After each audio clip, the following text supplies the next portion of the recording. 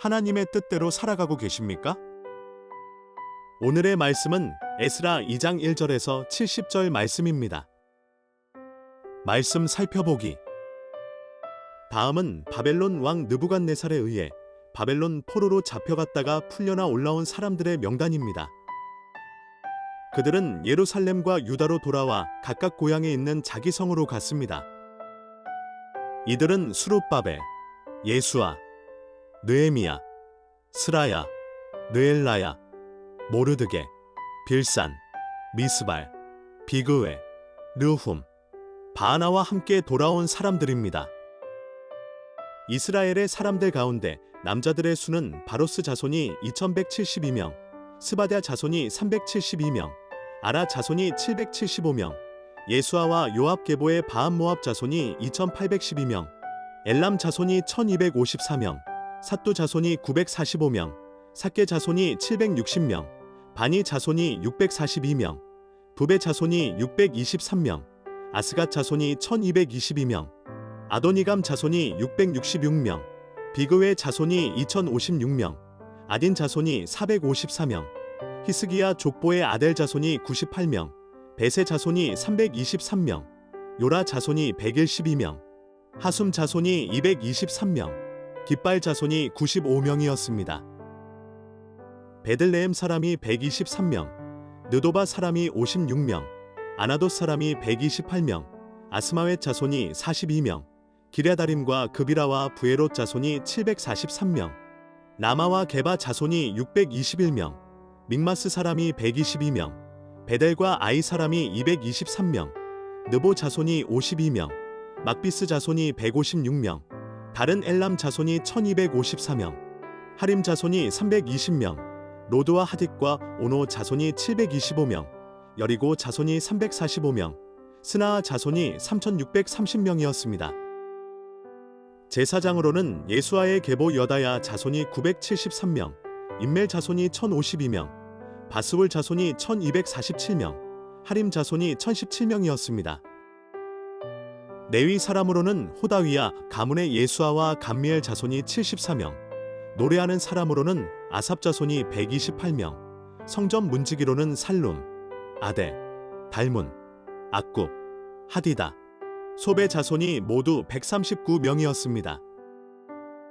느지님 사람으로는 시아 자손, 하수바 자손, 답바옷 자손, 게로스 자손, 시아아 자손, 바돈 자손, 르바나 자손, 하가바 자손, 악굽 자손, 하갑 자손, 사물레 자손, 하난 자손, 깃델 자손, 가알 자손, 르아야 자손, 르신 자손, 느고다 자손, 갓삼 자손, 우사 자손, 바세아 자손, 베세 자손, 아스나 자손, 모우님 자손, 느보심 자손, 박북 자손, 하그바 자손, 하룰 자손, 바슬롯 자손, 무이다 자손, 하르사 자손, 바르고스 자손, 시스라 자손, 데마 자손, 느시아 자손, 하디바 자손들이 있었습니다.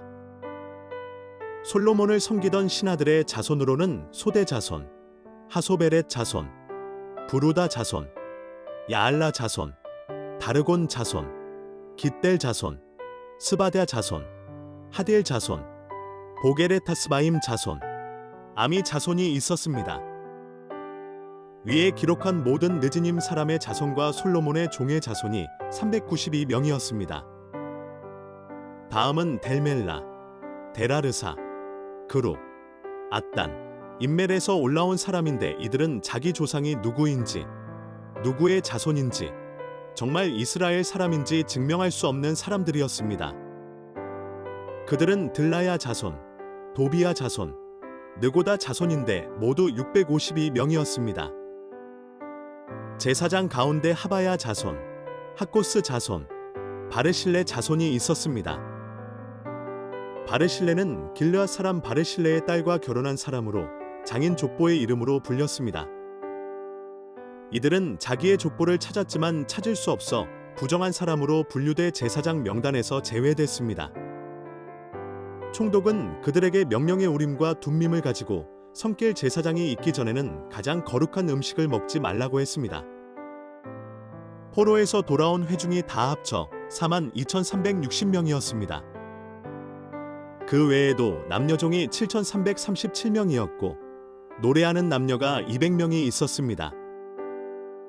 또 말 736마리, 노새 245마리, 낙타 435마리, 낙이 6,720마리가 있었습니다. 몇몇 족장은 예루살렘 여호와의 집에 도착해 그 자리에 하나님의 집을 재건하기 위해 기꺼이 예물을 드렸습니다. 그들은 이 일을 위해 각자 자기 능력에 따라 그 보물창고에 금 6만 다릿과 은 5천만 회와 제사장이 입을 옷 100벌을 드렸습니다. 이렇게 해 제사장들과 레위 사람들과 노래하는 사람들과 문지기들과 느드님 사람들이 각각 자기 성들에 정착했고 모든 이스라엘 사람들도 자기 고향의 성에 정착했습니다.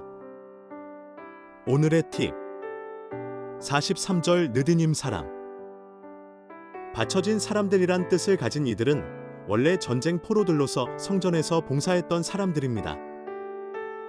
이들은 포로에서 돌아와 그들이 맡은 역할을 충성스럽게 수행했습니다. 그들은 안식일을 지켰고 이방인과 혼인하는 것을 삼가했던 사람들입니다. 말씀 이해하기. 에스라 2장에서는 바벨론에 있다가 유다 땅으로 귀환한 사람들의 명단을 소개합니다. 이 명단은 원독자 입장에서는 과거 예루살렘으로 돌아와서 성전을 건축한 사람들입니다. 귀환 전 그들은 적어도 70년을 바벨론 땅에서 살았던 사람들입니다. 당시 바벨론 제국의 포로 정책은 포로로 끌려온 이방인일지라도 그들의 능력이 인정되면 언제든 사회적 지위와 부와 명예를 얻을 수 있는 정책이었습니다.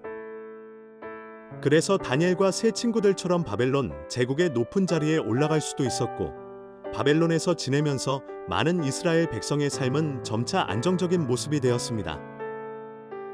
그렇기에 강제력이 없었던 고레스 왕의 칙령에 따라 이미 안정적으로 자리 잡은 자신의 모든 삶의 터전을 내려놓고 하나님의 말씀과 뜻에 순종하고 유다 땅으로 귀환한 사람은 5만 명이 되지 않았습니다.